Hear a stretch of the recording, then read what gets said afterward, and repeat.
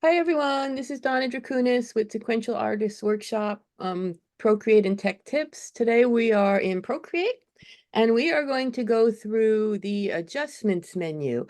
I tried to do this a couple weeks ago when I was traveling and my Wi-Fi kept kicking me out so I couldn't finish. So I'm just going to start over and that way this will be recorded for the YouTube channel. So we're going to just go through the adjustments menu and I'm going to show you to do different things. So open some file that you have been working on, make a copy of it first. So you can see here I've got 4 copies of this file because I keep playing with it. So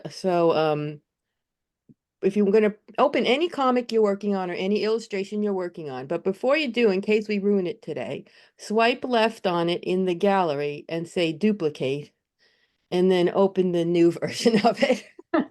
Because I don't want you to ruin something that you're um, working on. And we're gonna play around in the file and do different things to it. So it doesn't matter if you have one layer or a bunch of layers like I do. I'm gonna delete these top layers. It doesn't matter because I'll walk you through all these things. So first thing I'm gonna do is just show you a little trick that is the only thing we're not gonna do in that file. Um, because the first thing in the adjustments menu is color stuff. So we've got hue, saturation, and brightness, color balance, curves, and gradient map. And I know that a lot of people bring in stuff like this. Maybe you scan it, or maybe you draw it like this and either take a picture of it like I did here. This is the terrible picture because I didn't even flatten my book out. Well, that's okay for what we're doing today. I normally, if I was going to take a picture of this, I would flatten the book out so that her foot wasn't cut off in the gutter. But I just went here to the wrench and said, add, insert a photo. And I brought in this photo that I took. And I just want to show you how you can turn that into something like that you can work with as a comic in use this for your inking line work instead of drawing it over if you want to. Sometimes we do our sketching here and then we want to redraw it in Procreate anyway because we want to use our inking brushes in Procreate. But I'm going to show you what I would do if I just wanted to do this. I did a lot of this with my some of my mummy comic that I published last year because I didn't want to redraw anything. So first thing I would do here is just get rid of the stuff around the edges, the paper, the stuff that's sticking out like my knee. In this case, it's my knees and the floor or the couch. So you can use an eraser or you can use the selection tool on automatic. And we don't want to select this much. Selection tool has a threshold, just like some other things. So if I click on it and don't pick up my pencil, I can slide it up and down to select more or less. So I can just go around and select different amounts. But I can see that's not going to work on this because it keeps getting too much. So I'm going to take my selection off. And because it's just around the edge, I'm just going to get a nice flat brush there and just erase. Because what I want to do is just basically turn the background of the paper to white anyway. So I'm just going to use my eraser tool to get rid of that. Sometimes selecting it and deleting it works, and sometimes it doesn't. So it doesn't matter. So anyway, there, I got rid of my part that's not the paper. The next thing I want to do is make sure this is pure black and white. There's no colors in it. So that's where the hue, saturation, and brightness comes in. I'm going to go into that. And all these things that you see here, except for liquefy down near the bottom, all of the things in the adjustment menu work on one layer at a time. So right now, we're only working on this one layer. That's my sketch I imported. So I'm going to go hue, saturation, and brightness, and I'm just going to turn saturation all the way down to none. So now there's no colors in here. It's just black and white and grayscale. So I use that first, and then I use curves to make the white whiter and the black blacker. We're going to use curves for some other stuff in the other file, but right now I just want to show you here. If you see here on this one, there's a little, whoops, didn't mean to touch that. There's a little peak of the white here.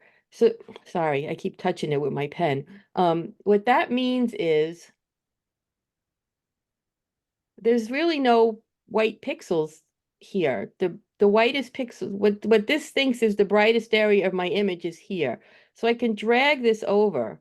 And as I drag it, you can see that it's moving the white point and it's changing what shows there. Now notice I left it on the default, which is gamma. You can do other weird things with the curves with red, green, and blue channels, but we're just working with the top one, which is what comes up as the default. So the more I drag it over, if I drag that all the way over, everything turns white.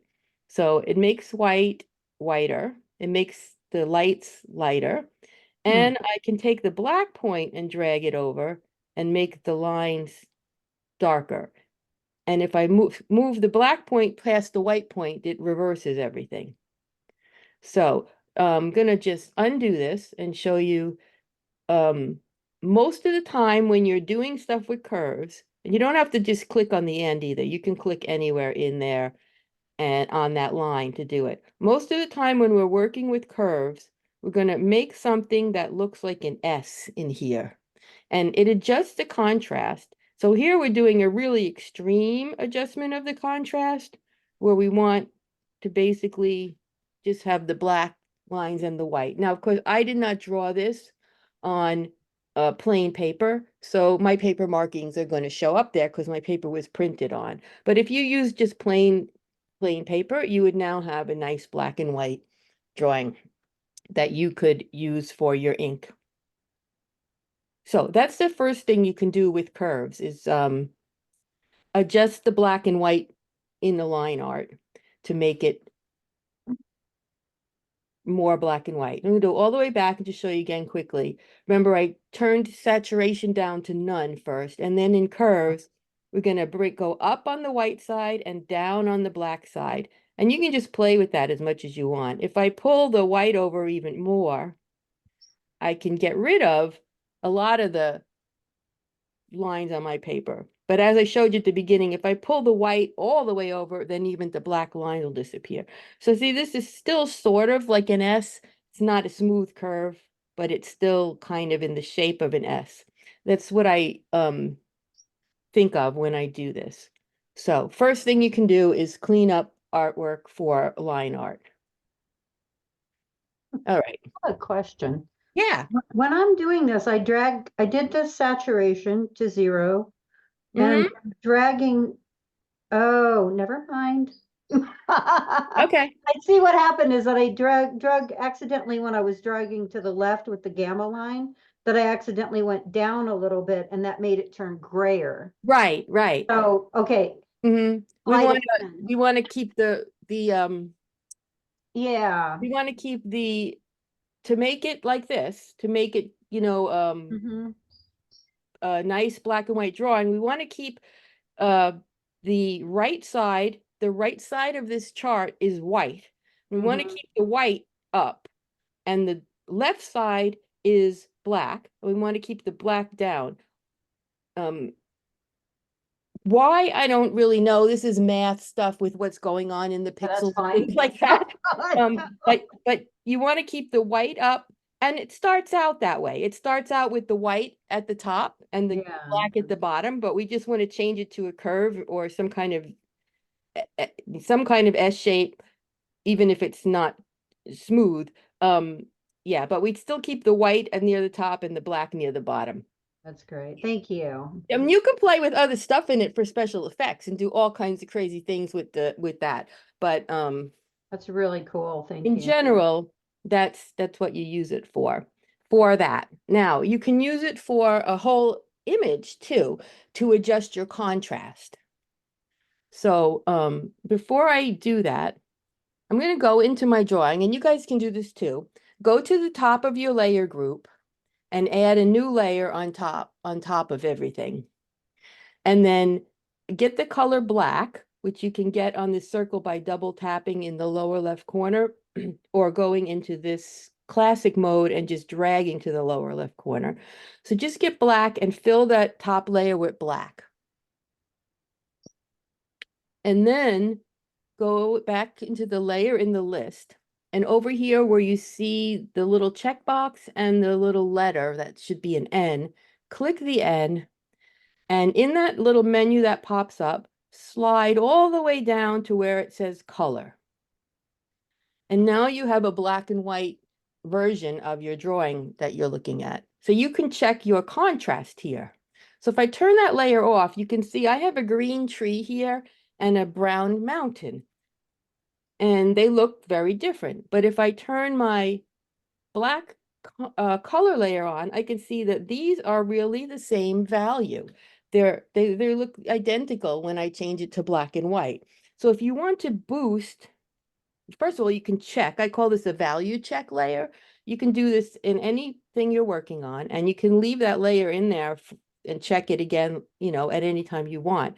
A lot of my drawings have a black layer at the top, so I can check things like that as I'm going. And so I've decided that I don't have enough contrast in this image, say. And I want to change, I could just paint the tree a different color, right? Or I could just go into my color palette and pick a different green and whoops, I'm not in the right layer. I do that all the time. You guys who have been here a lot know that. To find my tree layer and I could fill the tree with a different color. But say I had this all over my image. I didn't really want to repaint everything. I just want to boost the contrast. Remember, you might think, well, I can just go into the curves and boost the contrast. But you got to remember that all these things except liquify can only work on one layer at a time. So I have, 3 layer groups in here, and each thing is a different layer. And I don't want to pinch them and flatten them. I want to keep all those layers in case I want to change something else later. I'm not ready to like just flatten my image. So what do? I go again to the top of my layer group, and you'll notice I don't have my black and white layer on because I want I'm using the color layer now. So go to the top of my layer group again. Instead of clicking a plus, I'm going to go into the actions wrench and I'm going to go to add. And way down near the bottom, there's a thing that says copy canvas. What that does is instead of copying one layer or one thing, it copies what you see. So your canvas is what you see in the drawing. So if I go up here to the actions, add, copy canvas, after it copies the canvas, the paste is available and I can paste. So what happened? Nothing, right? It looks exactly the same. But if I go to my layers group, look, now I have a layer on top that has my whole image in it. If I turn that off, nothing happens because all my other layers are still there and it looks the same. But now I can make changes to the whole image. Now, it doesn't, you still have all those other things down there. If you want to do something else, you can delete this and you still have all your layers there. That's why I don't flatten it first, because, I might do this and then decide I don't like it. And then I can just swipe left and delete that. And I'm back to all my layers. But for anything you want to do to the whole image, you have to do that. You have to copy the canvas and then paste it in at the top. And now I can do little fine tuning things to my colors. So this would be like the very last thing I was going to do in the real world. I would not do this until I finished everything else. And a lot of times I want to boost my contrast at the end. So again, I'm working on my single layer of the whole image and I go into adjustments, curves. And now you can see I've got all these color spikes and things all over here because I have all these different colors in here. I'm going to work on the gamma again. And again, I'm going to make an S curve. And as you can see, as I start to make an S curve, the light colors get lighter and the dark colors get darker. and it will just create overall more contrast. Now, this is like a really extremely weird drawing with all weird colors in it, so it's probably not the best example. But you can do this on anything. So it doesn't have to be, let's see. Yeah, let's go look at this. I can do the same thing to a photograph that's me and Dexter. And I can go in and same thing with the curves. Ugh, be on the right layer.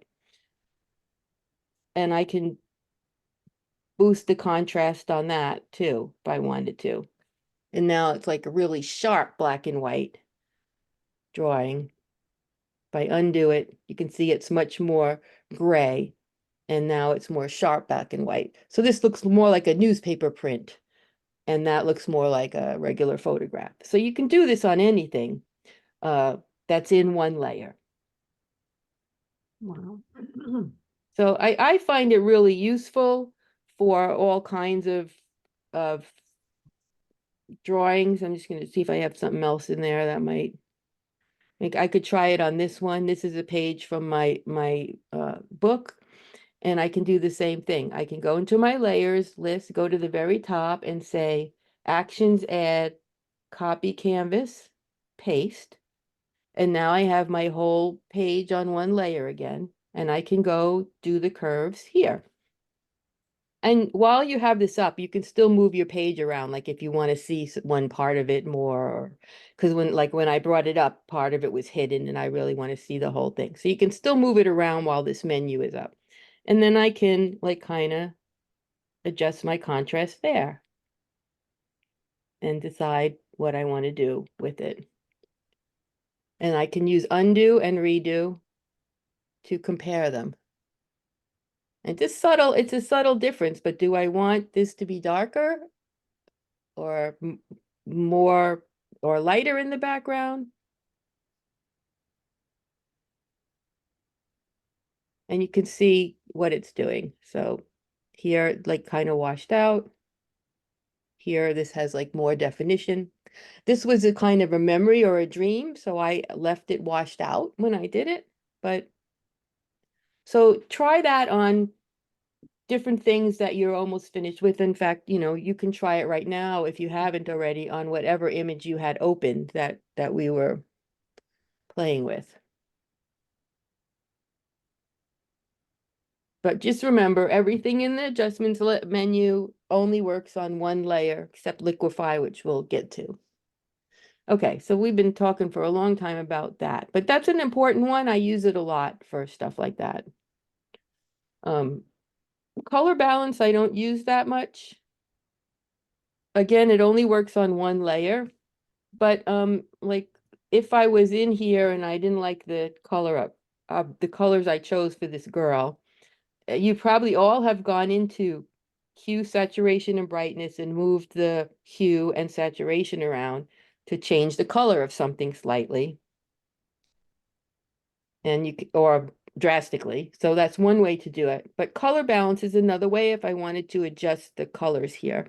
And also, it has this little star on the side. If you click on it, you can adjust the shadows, the midtones, or the highlights. So I'll just go to the midtones here, and then I can drag them. Watch what's happening to her hat here. As I drag it to the blue or the yellow, and the green and the magenta affects her dress more. And the red and the cyan is affecting her hat more, but it's affecting everything. So this is a different way to play with the colors that you've put down to change them a little bit, and you can switch and do it to the shadows also. And again, I don't know exactly what it's what it's doing is mathematically changing the pixels, and that changes the colors, and it's doing it to the different channels that are in the drawing. Don't worry really about that. But it's just mathematically changing it. So that's like a cool another way you can go in and make simple or drastic colors. I don't use it that much. Like I said, I usually use hue and saturation if I just want to mess with the color of something and tweak it a little. But color balance can be used too. Okay, the next one in there is like super, super fun. It's gradient maps. So, um, Again, it works only on one layer, so you need to have a copy of your image that's all on one layer. So we did that a few times already. Everyone have a copy of their image on one layer there? Okay, so this is really cool. And now I have all these, weird colors in here. They're not related in any way. And I want to like apply like a color palette to this. And you can go into your gradient maps. So again, it's in adjustments, and then it's in the top part, which is all color stuff. Click gradient map. Your colors will change automatically to whatever the first one is or the last one you used. In gradient map, you have all these different things. Some are predefined and they have names like breeze and mystic and instant, Venice. Procreate comes with these. So you can go through and pick any of those and see what that does to your image. So here now I have something that's like all um I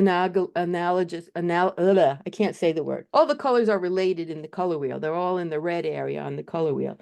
This one has contrasting colors. It's got orange and purples in it. This is a crazy one I made.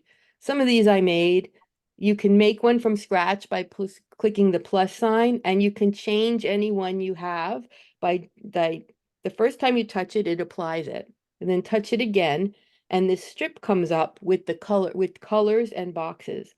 So just like curves, on the right is white. That's your lightest point, and on the left edge is black or your darkest point. You don't have to use white and black, but it's your lightest point, your darkest point. And then in between, you put different colors for different values, like getting darker, darker, darker. So you can drag what's in there around, or you can also touch the color again and completely change what's showing up in the spot of light to dark. And I just love playing with this and doing things to my drawings like that. Um, I have no formula for you. You can see here where I showed you before that these were very close in value, that they're both coming out, pretty close to the same color in the gradient map because they were close in value in my original drawing. But I love playing with this and just doing kind of crazy things to the drawings. And like I said, a lot of these ones that just say gradient here are stuff I just made up at some point. And then the ones that came with Procreate have names to them.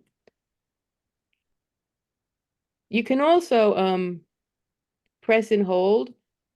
If you made one you don't like, you can delete it. If you made one you like and you want to tweak it, you can duplicate it. So I'm going to leave mine on this, and then I'm going to just click away. Oops, I undid it.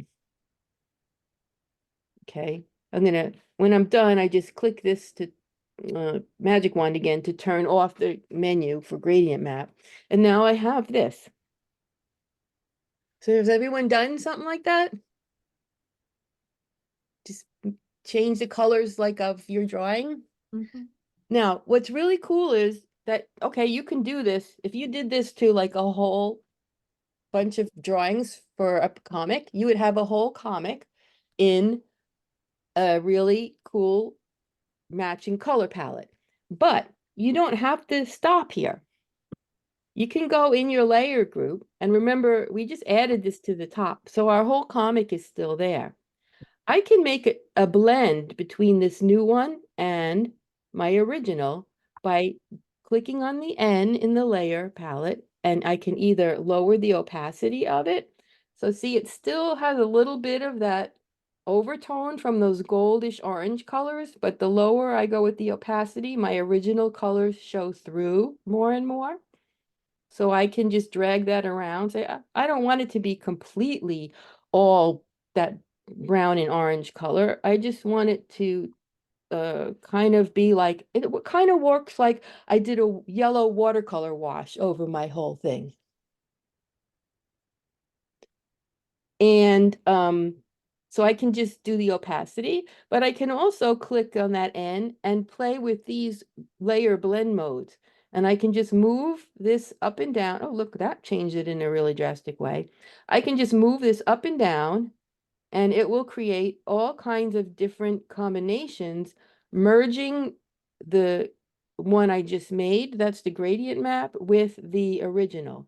And then again, of course, I can change the opacity of it at any time. So this is a super fun kind of thing to play with. And especially when you're experimenting and trying to create a new palette for a new comic.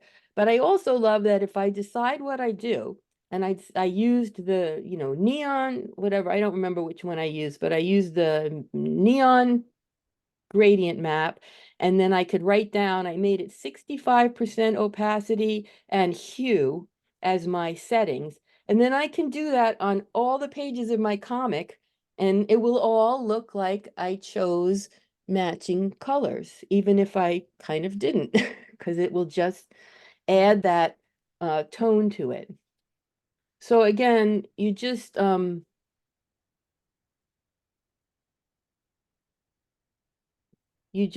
that new layer with a copy canvas and paste at the top of your layer list.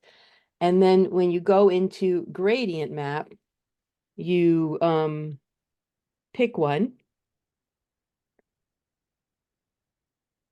You can make a new one.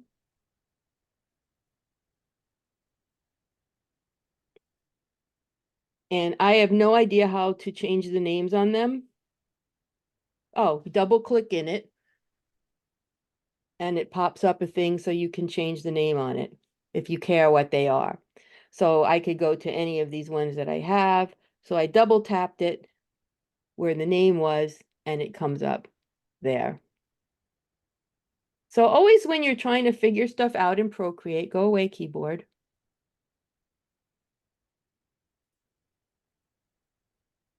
I don't know why my keyboard's there. Okay.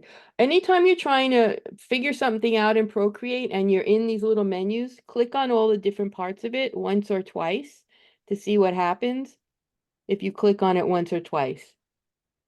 And so, if you want to change the name of something, try clicking on the name. If you want to change the color box, try clicking on that. Because Procreate's all about touch and gestures. It's all about touch screens and gestures.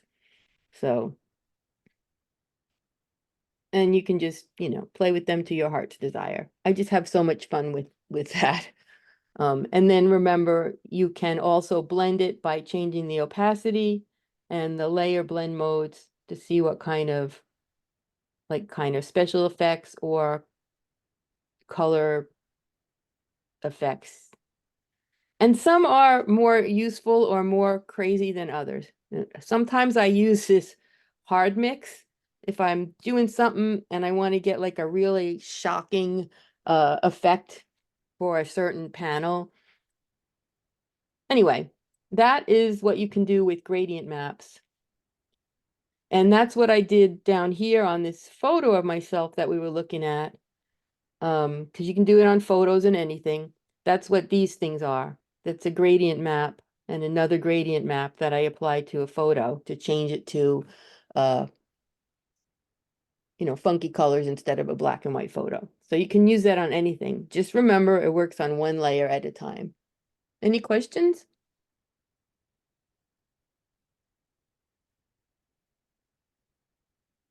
Okay. So top stuff is color, middle stuff is blur.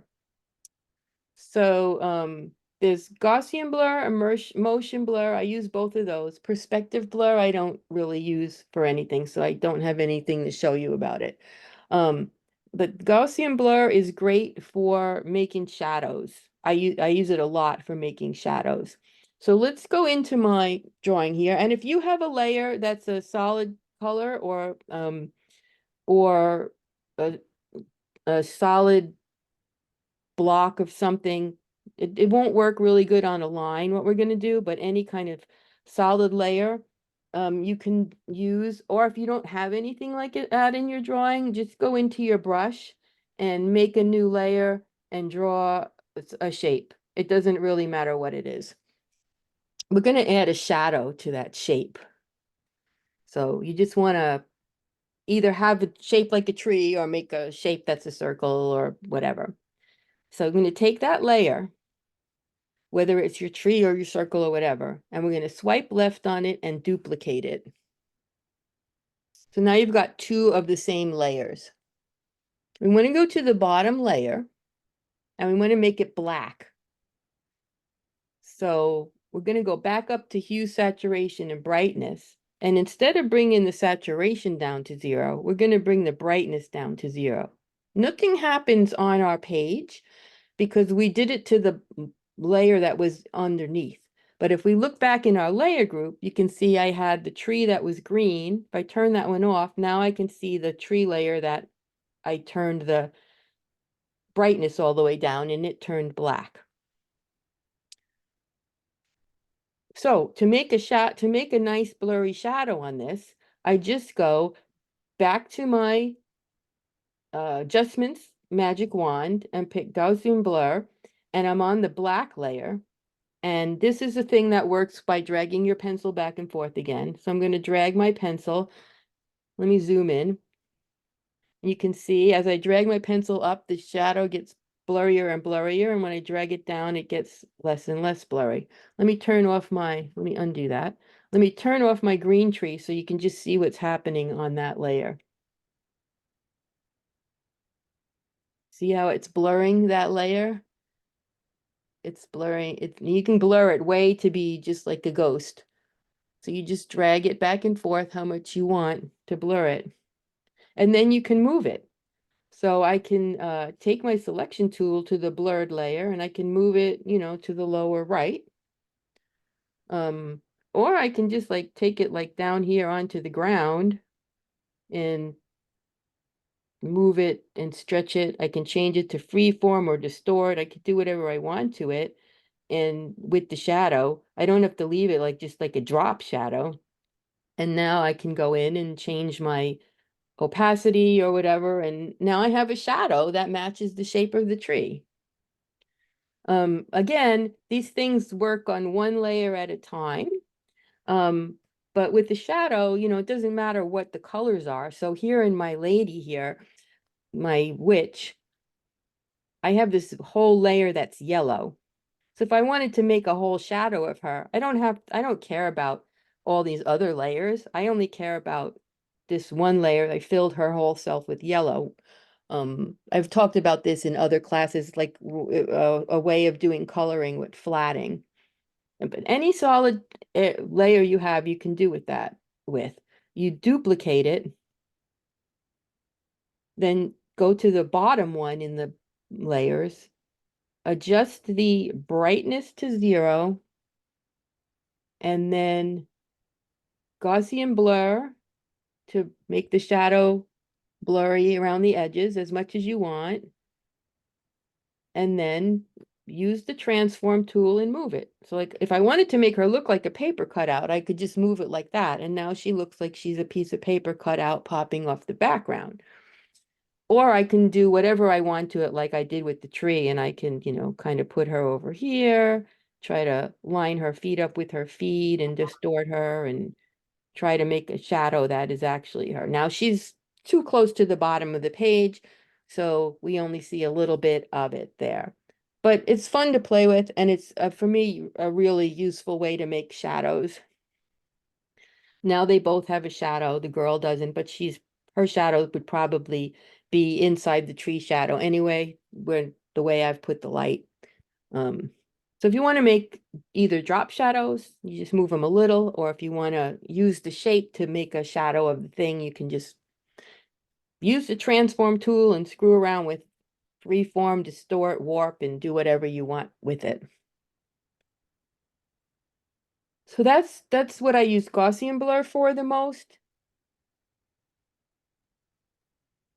But I find that motion blur is how you do gradients in Procreate. Procreate does not have a gradient feature. It calls this gradient maps, but it changes each color. It's not making a gradient, right? It's just changing the colors to match color palette for what's like all your lighter colors will be this and your middle colors will be this.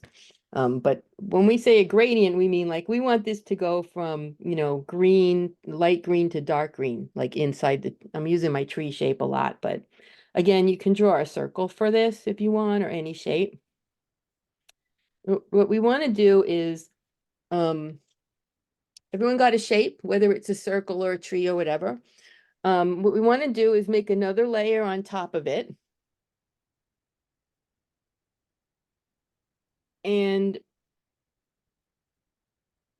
well, let's just do this with the whole blank document first. So let's do it with the whole page first so you can see what's happening. So you can either go to the top of your layers and make a new layer and fill it with any color so you have a whole plain screen there to work with, or you can make a new file. But I just added a new layer at the top and filled it with the color that I had. Now I can't see my drawing. That's my purpose here. So what I want to do is, instead of having this just be this solid goldish brown yucky color, I want it to be a gradient from uh, light green to dark green. So I'm going to take my selection tool and rectangle, and I'm going to pick like this half of the screen. And I'm going to go over here and pick a nice light green color and drop it in there. Now, you don't have to do it with the selection tool. I could also have just taken a nice fat paintbrush and my color and just paint half of the screen that color. Doesn't have to be half the screen either. We just want to have some color blocks here to show you how it makes a gradient. So I did that, and now on the other side, I want to make a really dark green. So you can use your paintbrush or you can use your selection tool and color drop, doesn't matter at all. Now, I want this to blend from one to the other. So I'm going to go into my adjustments layer, motion blur. Now this again, you drag your pen, but it's directional. So the blur is going to follow your pen. So if I go from right to left, look at that. It makes a really nice gradient, right? It blends those colors. But if I move my pen this way, it blends it diagonally. And if I move it up and down, it tries to blend it vertically, which doesn't work for this. Because I want to blend the colors this way, I move my pencil that way. I'm going to make a new layer just to show you how the other direction would work. And let's say I'm going to fill the top of my layer with pink. Remember, these things work on one layer at a time, so it doesn't do anything to what's underneath it. I'm going to do the bottom of my layer with purple.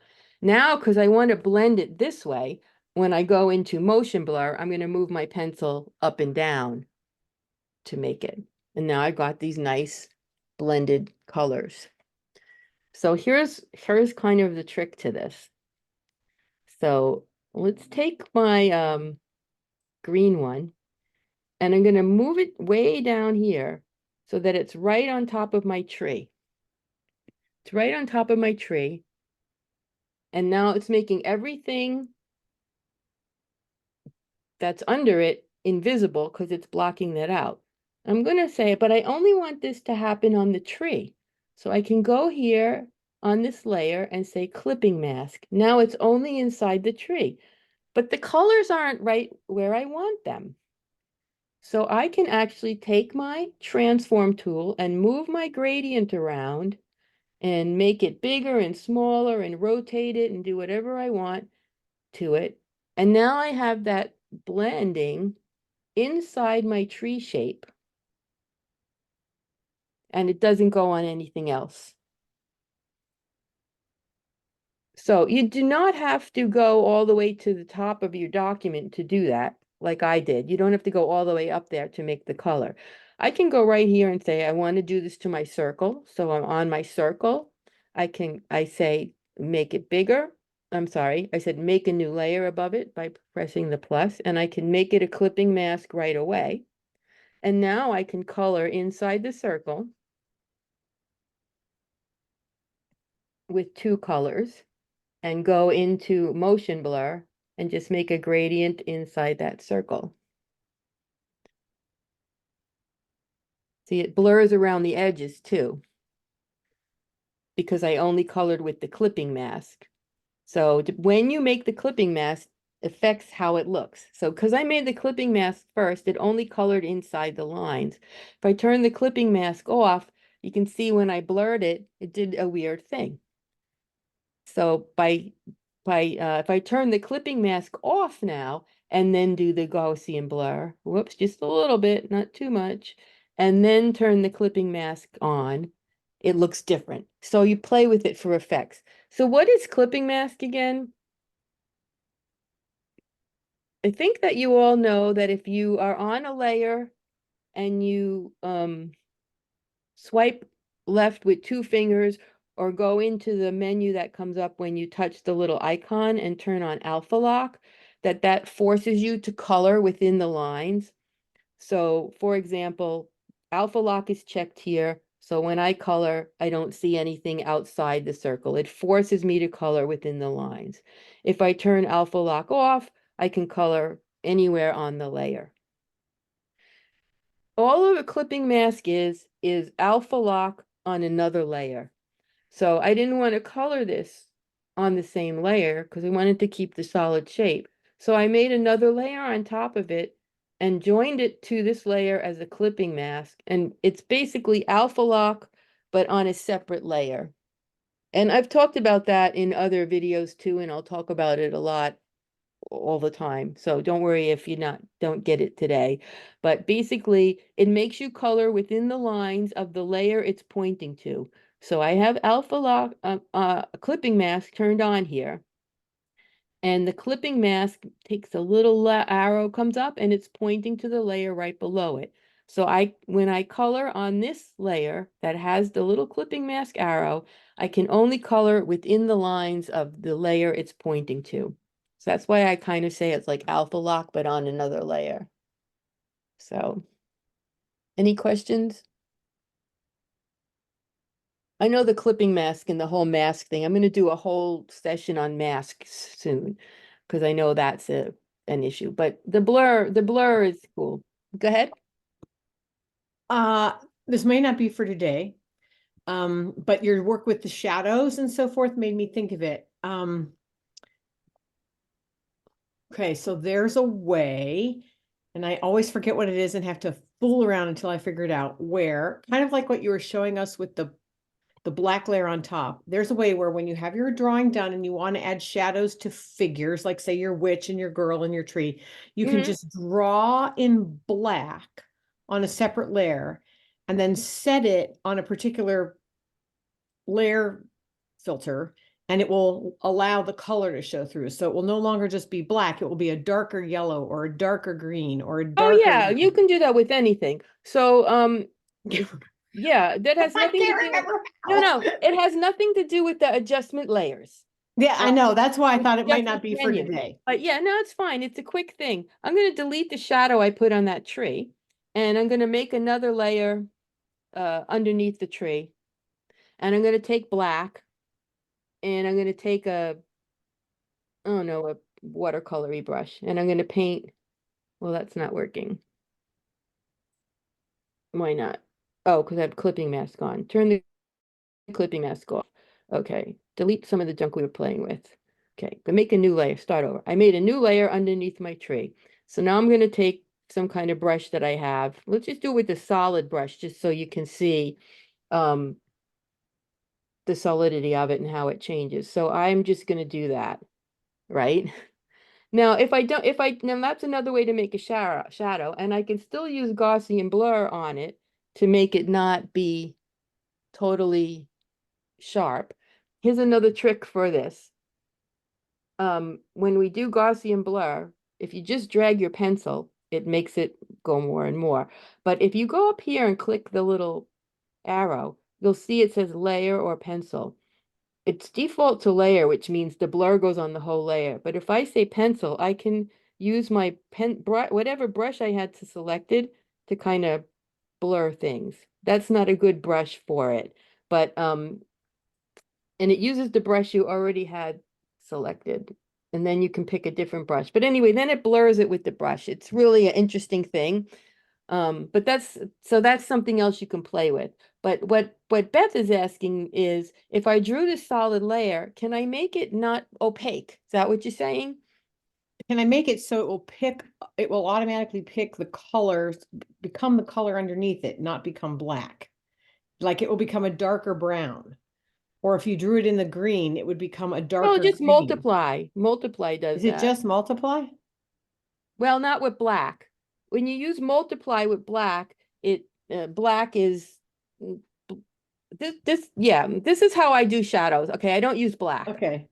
I use a blue color, but you could use a gray color. You could just use gray. You don't want to use black for this technique. We can figure out what you were talking about, but Okay. see here, I'm going to use gray, and I'm going to take my solid brush and I'm going to draw a tree shadow. And then I'm going to draw this girl shadow. And I'll move the shadows after so you can see how it interacts with different colors. But now when I go to multiply mode, that still was very dark. Okay, I'll have to think about this. I know when you use multiply mode, it does that. I usually use a blue for my shadow, so maybe. Oh, I drew on the wrong layer, that's why. I didn't draw on the shadow layer. I usually use a darkish blue for my shadows. It might be overlay. You could use gray. No, overlay makes things brighter. This would be multiply, darken, color I'll burn. have to figure. I know We'll have there's to a way look to it do up. it It's because I've different. done it. Yeah. Um, It's sorry. I just like it because it's so convenient. You can just Yeah, draw no, shadows that's and then adjust mm, one layer and it changes all the different colors. yeah, that's what I do, but it's for some reason it's not. I mean, if I was going to add like a bunch of shadows and highlights to this, I would make a layer at the top. I would set it to multiply mode. I would take kind of probably a soft brush, like if we go into ones that come with Procreate, I would pick a soft or medium airbrushing brush, and then I can just paint shadows on. And depending, see, and it does, come on, it does just darken and the colors show through, see? I mean, that's not how I would do it, but Yeah. that's not how I would draw it. That's how I would do it. But of course um be I would make the brush smaller and I would zoom in and I would put a tiny shadow under Yeah. her chin and on there and then under her hairline. And then but then I also lower the opacity of it. So that's how I do it. I use Okay. multiply mode but what you're talking about is something else that I would love to look up and we can Yeah, figure it I'm out. gonna figure it. Yeah, because Yeah. I've done it. I just cannot remember how. But see, I use multiply mode and bluish color and lower the opacity, and then I put in all my shadows. And I usually do the whole drawing at once when I'm done with everything else. Yeah, wherever the clothes are, I put a little shadow. And, but I don't use anything to do with the adjustments for that. Um, this other thing is purely adjustments, is making a blur of the whole thing, which is a different thing, right? These are little cast shadows. These are little shadows on the body of the character. This thing Mm-hmm. I did here is a whole cast shadow of the whole character on the ground. So Mm-hmm. the two different parts of shadows that you might put in your comic. So Beth, let's take that offline and see if we can figure it out because it's Yeah. pretty cool. Yeah. All right, I'm going to Okay. delete all the extra junk out of this. You can delete junk out of your file if you want. And I'm going to go back to adding a new copy of my whole document on top. So I'm going to go back into actions, add, copy canvas, and paste. And then we're going to just play quickly with these things. So first things we had was color. Oh, see, I talked too long and then we're already done with the hour almost. Blurring, and then we have all these texture things. We're doing liquify next week and we'll do all kinds of fun stuff with liquify because it could take a whole hour. But these things, noise, sharpen, bloom, glitch, halftone, you can apply either to your whole drawing or to parts of it. so now we're doing the whole drawing because I made a whole one layer of my whole drawing. And we'll go into noise, and it's got all these choices that you can play with. But basically, when you pull your pen to the right, it adds different kind of texture to the whole drawing. And there's clouds, billows, and ridges, which it doesn't look like at all, but they just make different textures. You can make the pattern bigger or smaller, and it has this thing called octaves. So you can just play with this to add texture to your whole drawing if you want. Again, then I did it to that layer. I can lower the opacity of it, and it adds a lighter texture to my whole drawing. I can also change the layer blend mode, and it adds different effects to my whole drawing. But you could also do this on single layers if you just, it's the way to add texture to things. So that was noise. I'm going to turn that off. These are all kind of the same thing. Actions, copy canvas, paste. On this one, we'll do, well, sharpen, we wouldn't use for this. We'll come back to that. We'll do glitch. Glitch is interesting. It makes like weird stuff happen to the colors. So this again would be a special effect thing that you would do, like, I could see that happening in a comic, like some crazy thing happened in the world and something blew up or whatever, and you wanted to just really make it weird. People use this more in photography for special effects in things. But if you play with it, like there, it could be like something's happening and some magic is blowing through or a strong wind is blowing through. Um, but you don't, um, I don't use these a lot, but occasionally I want to play with them and get something funky with colors. And so they're just for me, that's all I know about them is I just go in and play with them. If I want to do something weird, like, oh my God, the whole world's blowing up, or the whole, I feel like I'm going crazy. I don't understand what's happening. I can't see anything. Um, I use these sometimes for stuff like that, like a real emotional bang. And again, you can change the opacity of it. You can change the layer blend modes, and it'll do like crazy things to your drawing. It wouldn't be something that you'd use regularly, though, I don't think. Halftone is a really cool one, though, that you might want to use for everything for a comic. So I'm going to go back and I'm going to, again, make a copy canvas and paste. So now I have another clean layer of my drawing on the top. And we'll look in the halftone one, because this is something you might want to use in a comic. There's three kinds: full color, screen print, and newspaper. And again, you get it by dragging, increases, it puts dots on it. So if I zoom really in, you can see these giant dots, but usually you would keep them pretty small. And you can see that it's like old comic printing. It's like the really old printing of a comic book, and it adds like that kind of texture on your drawing. So there's three versions of it. There's full color, which makes the dots go arrangement in one way. Screen print makes the dots arrange in a different way, and newspaper yet a different way. Newspaper is like a vertical and horizontal um grid of dots. The other ones are more crazy. But these are really cool if you want to just give a quick old-fashioned comic book look to something. And it's like everything else, you can lower the opacity of it and you can play with the layer blend modes. I like to do this and make it just say darker color or something like lighter color. If you start on normal here, when you click the N and you go in the layer blend modes, it starts on normal. Everything above normal makes things darker in one way or another, and everything below normal makes things lighter in one way or another. And depending what you're doing with it, it makes a big difference or a little difference.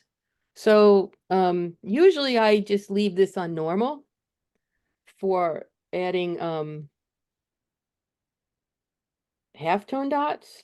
There's other ways to add halftone dots to comics too, but this is kind of a cool way that just puts it on the whole image if you want to like make that special effect. And then you can even have a comic that looks like it was printed in an old-fashioned comic book technology. So that's what halftone is down here. And then a chromatic aberration, it changes the colors um, and kind of makes things move and look blurry or out of place. You see where it's kind of, this is really something that you would use more for photography or something. But they are just kind of made like a ghost of the whole character over there. I don't use this very much either. Every once in a while, I come in and play with these things just to see what I get. But so I do use noise and halftone. Those are the two I use the most as far as arranging things. Bloom is like Gaussian blur, but for like lighter colors. So just quickly, I'll make a new layer and I'll take a kind of solid brush and make a shape. And if I use bloom on it, it makes it glow. It kind of like Gaussian blur in that it makes it kind of blend on the edges, but really what it does is I would call it glow more than bloom.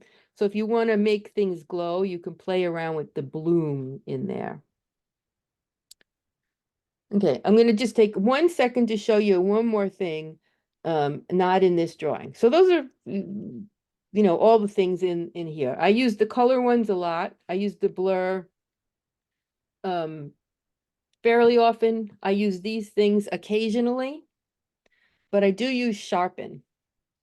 So if you look at this drawing um, that I brought in, I'm going to like scale it and rotate it. And then I'm going to move it over here and I'm going to rotate it. And I know that a lot of you have noticed this, that the more you move stuff around in Procreate, the blurrier it gets. Like if you drew, and this is the same as if I took a black line and my favorite inking brush. If I went here and did my favorite inking brush and made a new layer and drew something, that's kind of nice and sharp. But then if I move it and then move it again and scale it and move it again, it gets blurrier and blurrier. I know that a lot of you have noticed this. So this is what sharpen is for. So I'm going to just turn it so it's just showing this one layer. And it's gotten pretty blurry on the edge compared to, look, I'll draw a new line. See how smooth, not smooth, but sharp that is compared to the one that I scaled and scaled. So what you can do on this layer is you can go into the adjustments menu and sharpen and pull it all the way to the right. And you can do this a few times and it will make it sharper. And it doesn't always show when it's zoomed in, but when you zoom back out, let me undo it, undo it, undo it. See there, so it's to me, I don't know if you can see this over the video, but it's blurrier. And when I put the sharpens back on, it gets sharper. So that's something to try if you find that something's gotten blurry from moving it too much. But I do want to say something about that, and then we'll end for the day, is don't worry too much about that because, okay, we draw something. Let me erase that layer. And if we draw something and then we zoom in like this and are doing stuff with it and whatever, and then, say, oh my God, that looks blurry now. Well, I'm going to print that. I was zoomed way in like that. I'm going to print that. It's going to be a 1/2 inch. That's not going to show up on your print. So always think about how much you've zoomed in and what the final size is actually going to be, because you can zoom in too much when you're drawing on an iPad on anything, and you can spend like hours and hours on making something like perfect. And then when you zoom out and decide you're going to print it, you can't even see it because it's like at the head of a pin size. So be careful on how much you zoomed in when you're working on stuff.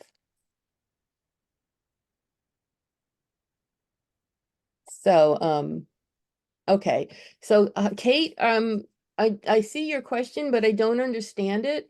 So if you could, DM me on the, Kate has a question about the bloom technique, the bloom here. If you have a question on that, DM me on the Mighty Network so I can figure it out before our next class, and I'll demo it next time. And Beth and I'll work on the shadow thing she was talking about, and I'll demo both of those next time along with some other thing that I pick that I want to show you. So thanks for Mike? coming, everyone. I quickly ask which of these you use for making ghost figures? Would it be motion or I know Um, oh, the one that I showed where it made the ghost figure was the chromatic aberration. yeah, but there was another one up like what up above I thought you Yeah, used. the blur, you could use the blur. And then also I mess with these layer blend modes a lot to make things like kind of transparent So the by garden bird? yeah. Okay. With anything. Like I will do something with these things and then I will go in and change the layer blend mode, and that makes it instead of being opaque, it makes it blend with the layers underneath it in all different ways. And I can also change the opacity. So I kind of combine all these things together to make special effects. Okay. But So- please send me, if you have a specific, more specific question, DM me and I'll demo it in our next session. Okay, thanks, Donna. All right. Thanks Thank you. again, everyone. Thank you We'll so much. see you here and there and in a couple weeks. All right. Thank you so much. Mm. That was great. Thank you for coming.